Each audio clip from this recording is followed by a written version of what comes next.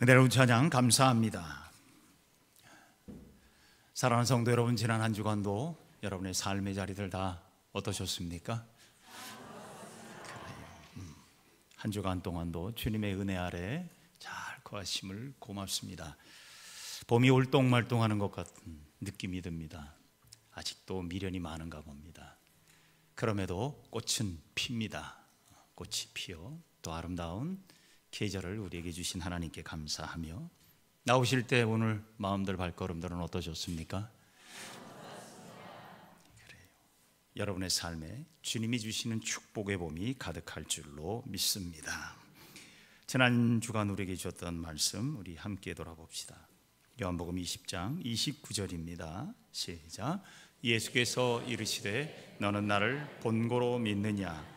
보지 못하고 믿는 자들은 복되도다 하시니라. 요한복음 20장 29절 말씀. 아멘. 오늘 주신 말씀 잠언 16장 32절 시작. 노하기를 더디하는 자는 용사보다 낫고 자기의 마음을 다스리는 자는 성을 빼앗는 자보다 나으니라. 아멘. 16장 32절 말씀. 아멘. 하나님의 마음을 떠나버린 사울, 이스라엘의 초대 왕. 하나님은 사울의 뒤를 이을 새로운 왕을 준비하셨습니다. 사울이 살아있는 생전에 이미 준비된 작업이었지요. 사울의 뒤를 이을 왕을 택하실 때 하나님이 사무엘 선지자에게 이렇게 말씀합니다. 베들레헴에 가서 이새의 집안의 아들들을 보라고 말씀합니다. 그 중에 하나를 내가 택할 것이라고 말씀하지요. 사무엘은 하나님의 말씀을 따라 이새의 아들들을 만납니다. 베들레헴에 거주하는 이새의 집안, 이새가 어떻게 생겼는지는 몰라요. 아버지가 어떻게 생겼을까. 그런데 우월한 유전자가 있는 것 같습니다. 이 아들이 한두 명도 아니고 많은 아들들이 있는데 그 가운데 엘리압 첫째부터 쭉 일곱째까지 보게 되는데, 사무엘이 엘리압이라는 아들을 보자마자 홀딱 반합니다. 왜들 그렇게 잘났는지, 왜 이렇게 멋지게 생겼는지. 첫 번째 아들 엘리압을 보고 사무엘은 감탄합니다. 사무엘상 16장 6절의 말씀에 보면 이렇게 기록을 합니다. 그들이 오매 사무엘이 엘리압을 보고 마음에 이르기를 여호와의 기름 부으실 자가 과연 주님 앞에 있도다. 이 말은 뭐냐면 한마디로 끝났다라는 말입니다. 이런 사람 보기 힘들다. 하나님이 이래서 이 집안에 보냈구나. 사무엘은 감탄합니다. 과연 주님 앞에 서 있는 아들, 하나님이 찍은 아들이 이 아들이었구나. 키도 훤칠하고 아마 잘났나 봅니다. 저는 만나본 적이 없어서 모르겠습니다만 하나님이 예비하신 사람처럼 눈에 보였어요. 이 사람이라고 마음에 결정을 하고 있는 터에 하나님은 사무엘에게 말씀합니다. 야, 정신 차려. 너 여기서 이러면 안 돼. 라고 하면서 사무엘상 16장 7절에 말씀합니다. 그의 용모와 키를 보지 말라. 내가 이미 그를 버렸노라. 내가 보는 것은 사람과 같이 아니하니 사람은 외모를 보거니와 나 여호와는 뭘 봐요? 중심을 보느니라. 사무엘은 하나님의 이 말씀을 듣고 다른 아들을 계속 보게 됩니다. 그런데 다들 사실 그렇게 크게 못나지 않았어요. 다 잘난 아들들입니다. 쭉 좋은데 이 아들인가 하는데도 하나님은 사인을 주지 않아요. 드디어 끝났나 보다 했는데 이곳에 함께하지 않은 한 아들이 있었습니다. 그 아들의 이름은 우리가 잘 아는 다윗이었습니다. 지금 먼지 풀풀 날리는 곳에서 양을 치고 있는 아들이 하나 있는데 그 아들 빨리 보내라. 보자고. 그 아들을 드디어 만납니다. 다윗을 만났더니 사무엘상 16장 11절에 사울의 다윗에 대해 이렇게 말합니다. 이새가 사람을 보내어 막내 아들을 데려왔다. 그는 뭐가 아름다워요? 눈이 아름답고 외모도 준수하고 그리고 홍안의 소년이었다. 그러면서 주님께서 그에게 말씀했습니다. 사무엘에게 바로 이 사람이다. 어서 그에게 기름을 부어라. 요즘 전 세계적으로 한류 열풍이 불고 있다고 합니다. 그 가운데에도 K가 앞에 붙으면서 K가 붙으면 다양한 게 나오잖아요. K 컬처 문화도 있고 음악도 있고 먹는 것도 있고, 또 이미 K 성형은 예전부터 유명했습니다. 그런데 요즘에 또 뜨는 게 K 뷰티라고 합니다. K 뷰티, 화장품이 좋답니다. 왜 다른 나라 사람들이 K 뷰티, 한국 화장품을 좋아하나 했더니 한국 여성들의 얼굴이 뽀얗게 하얗고 예쁘답니다. 그래서 한국 화장품 바르면 다 저렇게 뽀얘지는 줄 알고 K 뷰티가 너무 좋다고 열광을 합니다. 사자성어의 동가 홍상, 기왕이면 다홍치마라는 말이 있습니다. 같은 값이면 더 아름답고 멋진 것 좋습니다. 멋지고 아름다운 게 나쁜 것은 아닙니다. 그러나 무조건 다른 사람보다 더 멋지고 아름다워야 한다는 강박이라든가 다른 사람들과의 비교의식 속에 파묻히는 것은 심각한 문제이겠지요. 우리를 병들게 하는 것 중에 하나입니다. 여러분 그거 아십니까? 하나님은 사람을 지으시고 겉사람만 지으신 것이 아니라 속사람도 지으셨다는 거예요. 우리 안에 속사람이 있어요. 오늘 베드로 사도는 이런 표현을 했습니다. 마음에 숨은 사람. 우리 마음, 내 마음에 숨은 한 사람이 있어요. 그게 바로 속사람이에요. 겉사람도 중요하지만 무엇보다 더 중요한 건 내 마음에 담아주신 속사람. 이 속사람이 아름다워야 진정한 아름다운 사람으로 거듭날 수 있다는 거지요. 사실 우리는 자녀들을요 똑똑하게 키우려고 또 잘나게 키우려고 얼마나 많이 노력하는지 모릅니다. 그러나 머리만 잘났다고 끝나는 것 아닙니다. 외모가 잘났다고 다 되는 것 아니잖아요. 우리는 머리 교육에 너무나 많은 걸 쏟아부었어요. 태어나기 전부터 머리 교육합니다. 뱃속에서부터 머리 교육을 해요. 그런데 사실 우리의 자녀들이 먼저 해야 될 교육은 속사람 교육입니다. 이걸 저는 마음 교육이라고 말하고 싶어요. 머리 교육보다 먼저 마음 교육이 필요한 겁니다. 자녀들의 문제는 머리가 아닙니다. 외모도 아닙니다. 마음에 숨은 속사람이 문제이기 때문에 자녀들이 아파하고 또 힘들어하는 것 아닐까요? 여러분, 사람은 궁극적으로 우리 마음에 숨어 있는 그 사람, 속사람이 아름답게 자라가야 될 줄로 믿습니다. 오늘 본문의 베드로 사도는 이렇게 말씀합니다. 본문 3절을 보면 여러분은 머리를 꾸미며 금붙이를 달거나 옷을 차려 입거나 하여 거치장을 하지 말고 라고 되어 있습니다. 거치장을 하지 말라는 얘기는 겉모양에 사로잡히지 말라.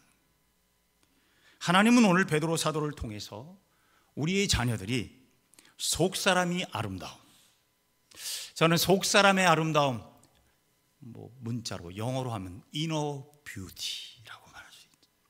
이 이너 뷰티가 진짜 아름다운 사람, 그 사람이 우리의 자녀들이 되기를 소망합니다. 그래야 스스로가 평안하고 우리의 자녀들이 세상을 평안하게 할 수 있어요. 이를 위해 오늘 본문을 통해서 속사람이 아름다운 사람은 어떤 사람일까? 두 가지를 말씀하고 있습니다. 첫째, 온유한 마음의 사람이라고 말합니다. 오늘 본문 3장 4절 세번역으로 보면 이렇습니다. 썩지 않는 온유하고 정숙한 마음으로 속사람을 단장하도록 하십시오. 그것이 하나님께서 보시기에 값진 것입니다. 온유하다, 이건 굉장히 우리의 사람 이너 뷰티를 위해서 가장 중요한 모습입니다. 유대인의 지혜서 탈무드에 보면 사람을 판단하고 평가해 볼 수 있는 세 가지 기준이 있다고 합니다. 첫째, 키오소오라는 말이에요. 키오소가 뭐냐면 돈주머니라는 말입니다.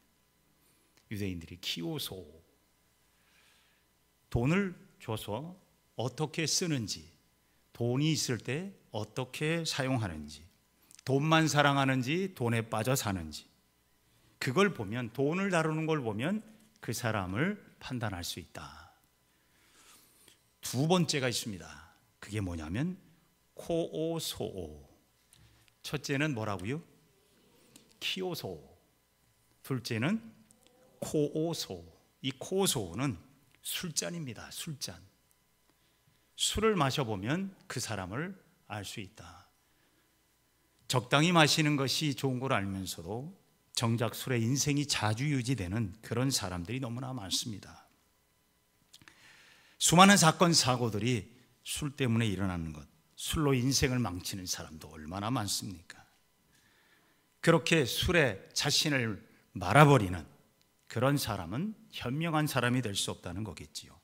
그래서 술을 대하는 태도를 보면 그 사람을 대충 알 수 있다. 마지막으로 카아소오라고 합니다. 카아소. 자, 첫째가 뭐라 그랬어요? 키오소. 둘째는 코소. 셋째는 카아소라고 하는데 이건 분노라는 말입니다. 분노. 살다 보면 우리는 치밀어 오르는 화를 느낄 때가 종종 있습니다. 여러분, 사람이 살면서 분이 없는 사람이 어디 있겠습니까? 아무리 착해 보여도 분은 다 있습니다. 치밀어 오를 때가 있잖아요. 그런 상황에서도 홧김에 쏟아붓는 마음이 아니라 상대를 생각해 보는 그러한 사람, 홧김에라는 핑계로 돌리지 않고 한마디로 말하면 조절할 수 있는 사람이라고 말합니다. 그게 바로 분노를 조절할 줄 아는 사람, 가소, 조절할 줄 아는 사람. 결국 온유라는 말은요, 여기에 달려 있습니다. 분노를 조절하는 사람. 여러분, 부드러운 것만이 온유가 아니라 진정한 온유는 내 안에 치밀어 오르는 분노를 어떻게 해요? 조절할 줄 아는 것. 여러분, 사람이 분노가 없는 사람 없다 그랬죠. 예수님은 분노가 없었을까요? 예수님도 분노하셨습니다. 예수님도 화가 얼마나 많이 치밀어 오르셨겠어요? 그렇잖아요. 여러분, 화는 바깥에서 오나요? 내 안에서 나오나요? 내 안에서 쏟아져 나와요. 그러니까 이걸 조절할 수 있어야 온유한 사람이라는 겁니다. 내 안에 이 치밀어 오르는, 그런데 이걸 홧김에라는 말로 핑계 삼아 분노를 폭발하는 것, 이건 말 그대로 온유한 사람이 될 수 없다는 겁니다. 세상에서 분이 제일 많이 경험해 본 사람, 가장 최고의 분을 경험해 본 사람이 누굴까? 예수님보다 더 분을 참으신 분이 있을까 하는 생각해 봅니다.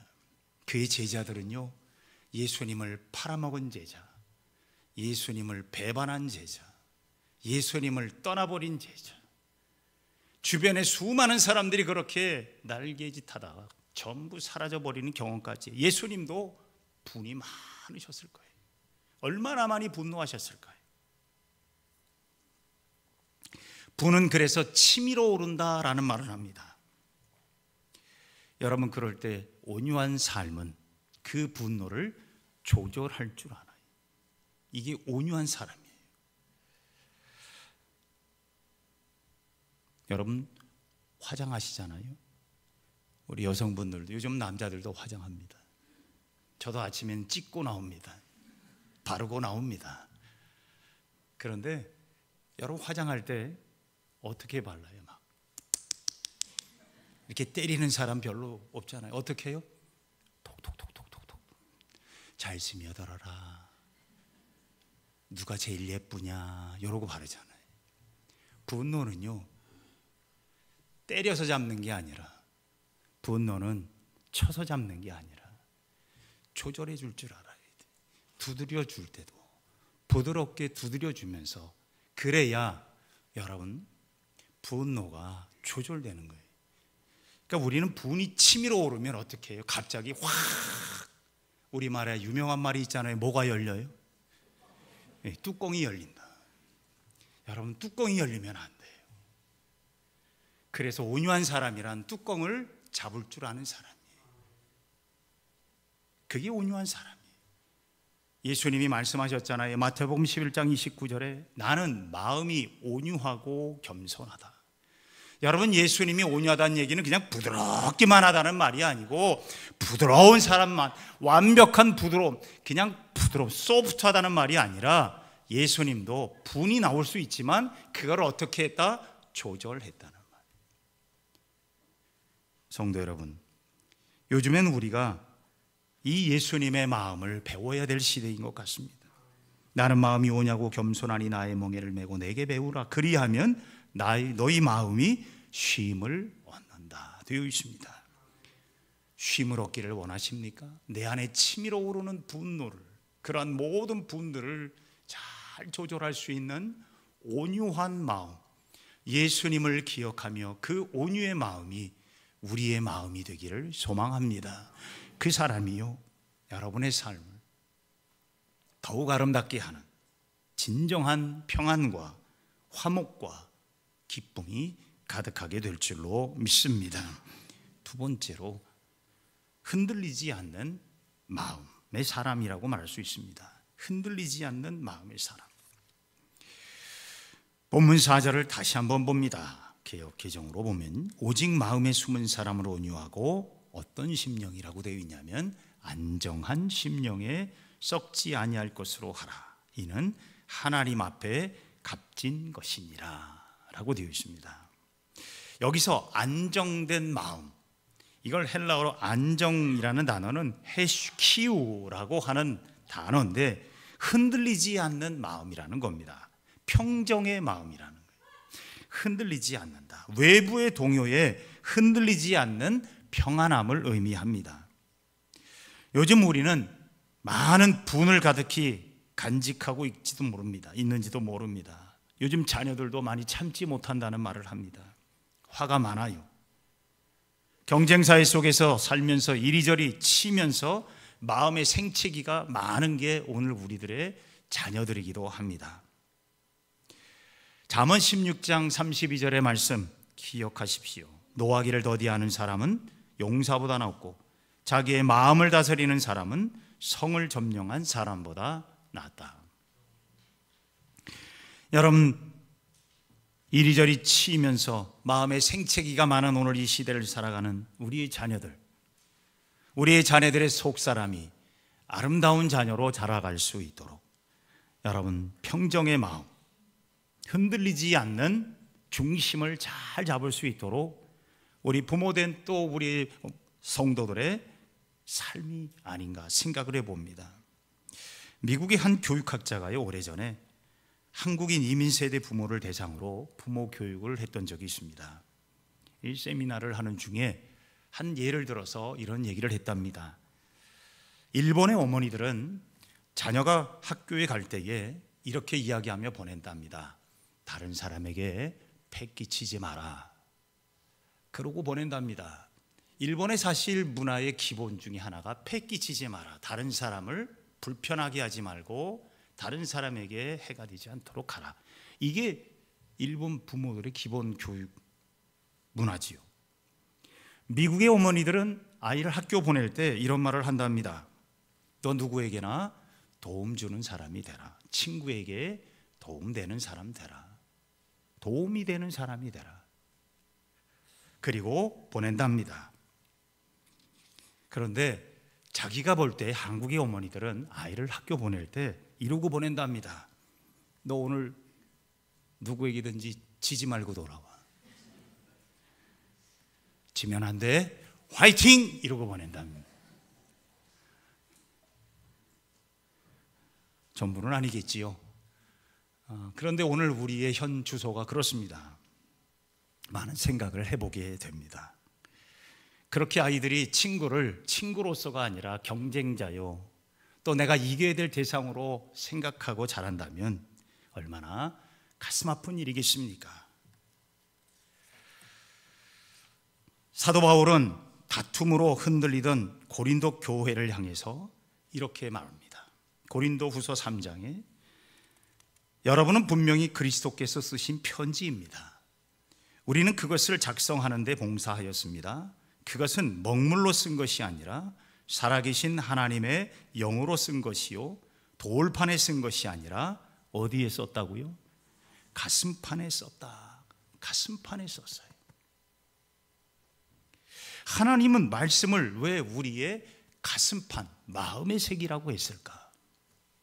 이 말씀을 묵상하면서 생각이 나는 게 과거에 어떤 영화 제목이, 소설 제목인지 모르겠습니다. 내 머릿속에 뭐가 있다? 여러분 머릿속에 지우개 있는 거 아십니까? 우리는 그렇게 살아요. 나는 절대로 안 잊어버려. 그런데요, 세월이 가면 어떻게 돼요? 지우개가 슬슬 움직이기 시작합니다. 그래서 자꾸 지워요. 그래서 돌아서면 어떻게? 잊어버려. 내 머릿속에, 우리의 머리는요, 아무리 똑똑해도 세월이 가면 지워지는 거예요.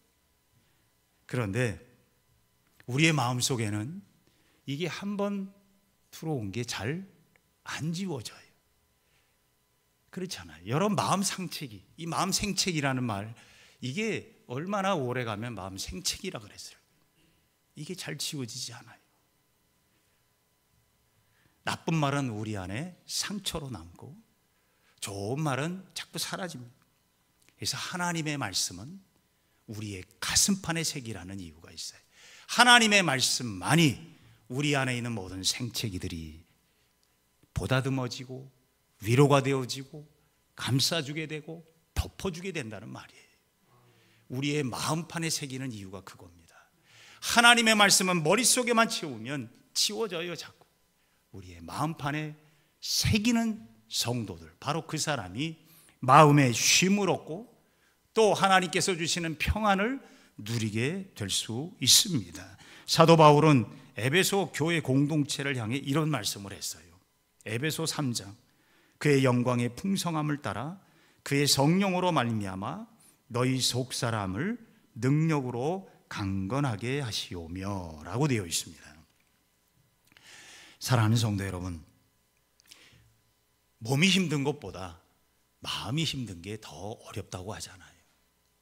결국 사람들은 다 마음의 문제예요.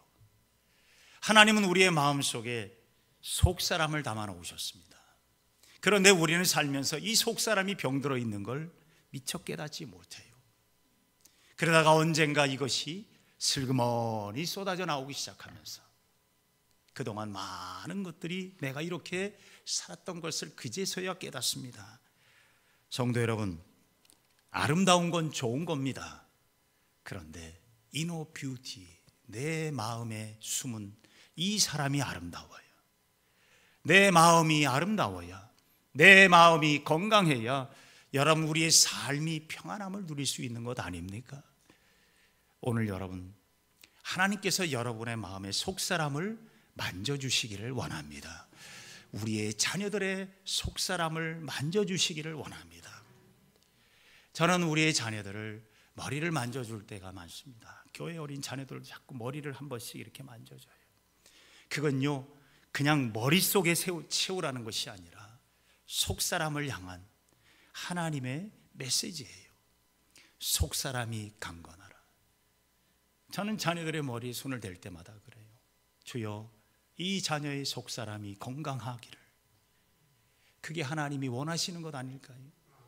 속사람이 아름다우면 외모는요, 뷰티풀이에요.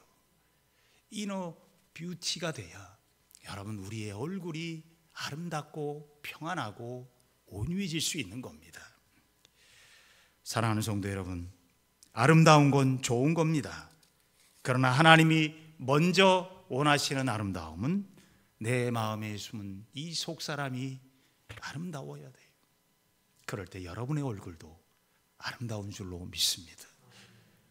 오늘 왠지 여러분의 속사람을 만져주시고 나니까 여러분의 얼굴이 미스터 코리아와 미스 코리아처럼 아름다워 보입니다. 그 아름다움이 여러분의 진정한 아름다움이 되기를 소망합니다. 그 사람이 진정 아름답고 멋있는 사람이고 행복한 사람입니다. 오늘 자녀 축복주일로 지킵니다. 우리의 가정이 또 부모된 우리와 우리의 자녀가 아름다운 속사람, 건강한 속사람, 그리고 아름다운 마음에 숨은 그 한 사람이 되어서 멋지고 행복한 가정 자녀들이 되기를 소망합니다. 그저 하루만 반짝하는 행복이 아니라 날마다 빛나는 가정, 빛나는 자녀들, 멋지고 아름다운 자녀들로 자라갈 수 있도록 부모된 우리들 또 사랑하는 가정이 아름다운 속사람, 행복한 속사람으로 가득할 수 있기를 바랍니다. 기도하십시다. 사랑이 많으신 아버지 하나님, 하나님이 사랑하는 귀한 주의 백성들을 부르시고 우리의 속사람을 강건하게 하시고 우리의 속사람을 아름답게 하시는 주님, 오늘 주님 앞에 나온 사랑하는 귀한 성도들의 마음을 어루만지시고 저들의 속사람을 위로하여 주옵소서. 저들의 속사람을 어루만져 주옵소서. 저들의 속사람을 아름답게 하여 주옵소서. 그리하여 우리의 가정이 아름답고 우리의 자녀들이 아름다우며 우리의 삶이 평안함으로 이어질 수 있도록 주님 역사하여 주시옵소서. 예수님의 이름으로 축복하며 기도하옵나이다. 아멘.